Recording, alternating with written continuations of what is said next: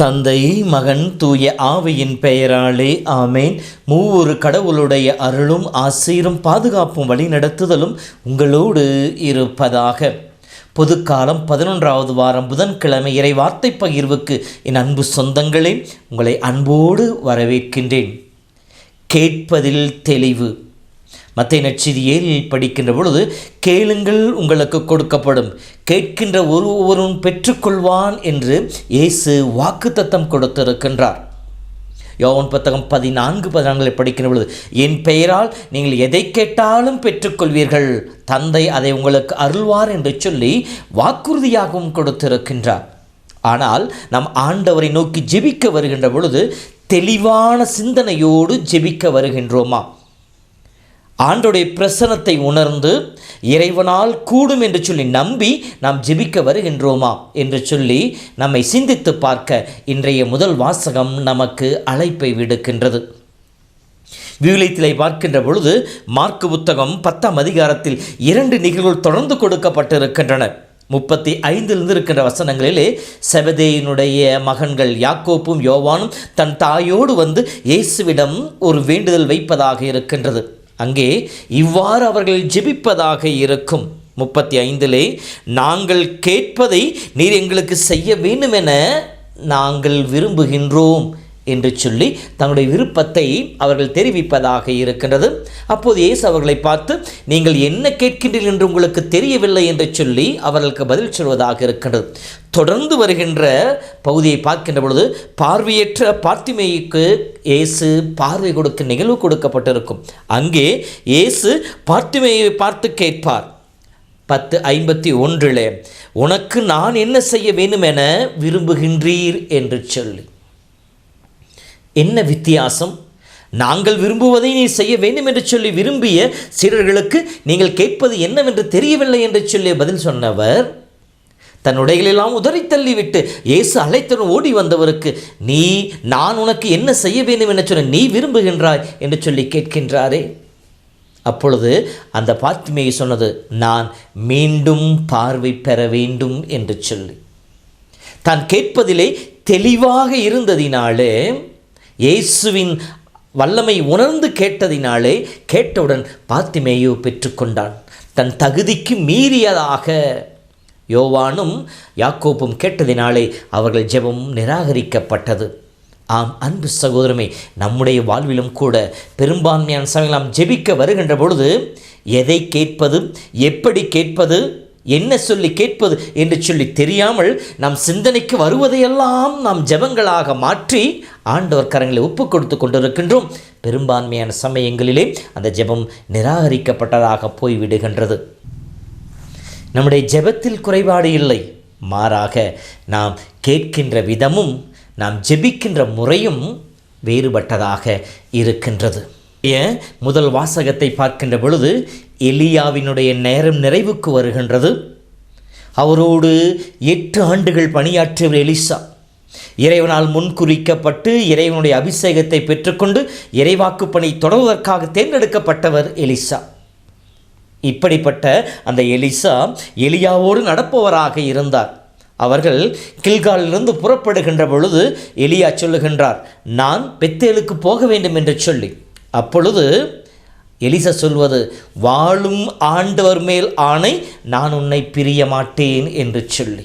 அதைத் தொடர்ந்து அங்கிருந்து எரிக்கோவுக்கு நான் போக வேண்டும் என்று சொல்லி எலியா சொல்லுகின்ற பொழுது மீண்டும் எலிசா, உம்மை நான் பிரிய மாட்டேன் என்று சொல்லி அவரோடு நடப்பவராக இருக்கின்றார். 3ஆம் முறையாக, நான் யோர்தானுக்கு போக கடவுள் எனக்கு கட்டளையிட்டு இருக்கின்றார் என்று சொல்லுகின்ற பொழுது, நானும் உன்னோடு வருவேன் என்று சொல்லி அவரோடு செல்கின்றார். யோர்தான் அதை அற்புதமான விதத்திலே எலியாவும் எலிசாவும் கடந்து போகின்றார்கள். இவ்வாறு அவர்கள் கடந்து போகின்ற பொழுது எலியா கேட்கின்றார், உன்னிடமிருந்து நான் எடுத்துக்கொள்ளப்படும் முன் நான் உனக்கு என்ன செய்ய வேண்டும் என சொல் என்று கேட்கின்றார். இதை கேட்டவுடன் எலியா வேறு எதையும் கேட்கவில்லை, உடனே சொல்லுகின்றார், உமது ஆவி என் மீது 2 மடங்காக தங்க வேண்டும் என்று சொல்லி. தான் கேட்கின்றது என்னவென்று அறிந்து எலிசா கேட்கின்றான். ஆனால் எலியா சொல்கின்ற பதில் என்ன? நீ கேட்பது கடினமான காரியம், எனில் அதை நான் கொடுக்க முடியாது. எனக்கு கொடுத்த ஆவியை 2 மடங்காக கொடுப்பது யாருடைய பணி? இறைவனுடைய பணி. இருந்தாலும் நான் உன்னிடமிருந்து எடுத்துக்கொள்ளப்படுகின்ற பொழுது நீ காண்பாய் என்றால் அதை பெற்றுக்கொள்வாய் என்று வாக்குறுதி கொடுக்கின்றார். நெருப்பு தேன் வழியாக எலியா எடுத்துக்கொள்ளப்படுகின்றார். எலிசா வல்லமையை பெற்றுக்கொண்டார். அதற்கு பின்னால் வருகின்ற அதிகாரங்களை படிக்கிற பொழுது எலியா செய்தை விட 2 மடங்கு அற்புதங்களை எலிசா செய்ததாக இறை வார்த்தைகள் நமக்கு சொல்லி காட்டுகின்றன. ஆம் அன்பு சகோதரமே, எலிசா கேட்பதில் தெளிவாக இருந்தார். அதோடு கூட விடாப்புடியாக அவரை பற்றி கொள்பவராக இருந்தார். இந்த 2 நிகழ்வுகள் தான் அவர் கேட்டதை அவருக்கு பெற்றுக் கொடுத்தது. 3 முறை எலியா அவரிடமிருந்து நான் அங்கு செல்ல வேண்டும் இங்கு செல்ல வேண்டும் சொல்லுகின்ற பொழுது எலிசா விட்டுவிடவில்லை. தனக்கு கிடைத்த அந்த சந்தர்ப்பத்தை நான் தவறவிட மாட்டேன் என்று சொல்லி அவரை இறுக பற்றி கொண்டார். அவரை பின்தொடர்ந்தார். விடாமுயற்சியோடு பிடிவாதத்தோடு அவரை தொடர்ந்ததினாலே அவருடைய ஆவியை தேவன் அவருக்கு கொடுத்தார். நாமும் நம்முடைய வாழ்விலே நாம் கேட்பதை பெற்றுக்கொள்ள வேண்டுமெனில் எலிசாவிடம் காணப்பட்ட இந்த குணாதிசயம் நமக்கு தேவை. கேட்பதிலே தெளிவு தேவை. நாம் கேட்பதை தெளிவோடு கேட்க வேண்டுமெனில் தூய ஆவியின் துணையோடு நாம் கேட்க வேண்டும். ஏனெனில் ரோமர் 8:26 படிக்கின்ற பொழுது தூய ஆவியின் துணையோடு ஜெபியுங்கள். ஏனெனில் எதைக்கு ஜெபிக்க வேண்டும், எப்படி ஜெபிக்க வேண்டும் என்று சொல்லி நமக்கு தெரியாது. தூய ஆவி நமக்கு சொல்லிக் கொடுப்பார் என்று சொல்லப்படுகின்றது.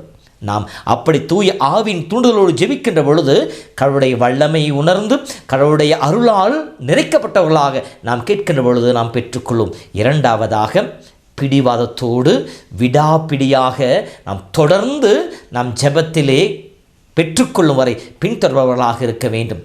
கானானை பெண்ணுடைய விசுவாசத்தைப் போல எந்த தருணத்தையும் புறக்கணிக்காமல் தன் மகளுக்கு சுகத்தை பெற்றுத்தர வேண்டும் என்பது மட்டுமே அவருடைய முன்னாக இருந்ததை போல நாமும் நம் முன்னால் இருக்கின்ற கடவுளை நம் கண்முன் கொண்டு நம்முடைய கருத்துக்களை ஆண்டவர் கரங்களை ஒப்புக்கொடுத்து அதை இறைவனை இறுக பற்றி கொள்ளுகின்ற பொழுது கடவுள் நாம் நினைப்பதற்கு மேலான ஆசீரை நம் வாழ்வில் பொழிபவராக இருப்பார்.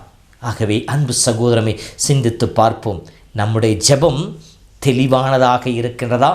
அந்த ஜெபத்தை பெற்றுக்கொள்வதற்கு நாம் விடாமுயற்சியோடு பிடிவாத குணம் கொண்டு ஆண்டவரை சிக்கன பிடித்துக் கொள்பவர்களாக இருக்கின்றோமா? அருள் வேண்டுவோமா? இரக்கமும் கிருபையும் அற்புதமான அன்பின் ஆண்டவரே, உம்மை போற்றி புகழ்ந்து உமக்கு நன்றி செலுத்துகின்றோம். இந்த நாளிலும் கூட உம்முடைய பிள்ளைகள் ஆசீர்வதிக்க நீர் சித்தம் கொண்டமைக்காக இந்த புதிய ஆசீரை இவர்கள் ஒவ்வொரு மீதும் பொழிந்து கொண்டிருப்பதற்காக உமக்கு கொடான கோடி நன்றி இயேசுவே. இந்த புதிய நாளில் கண் விழித்திருக்கிற பிள்ளைகள் உம்முடைய அருளால் வழிநடத்தப்படுவார்களாக. நாளில் இவர்கள் செல்கின்ற எல்லா இடங்களிலும் உம்முடைய அளவிட முடியாத அன்பின் பிரசன்னத்தை அவர்கள் உணர்ந்து கொள்வார்களாக.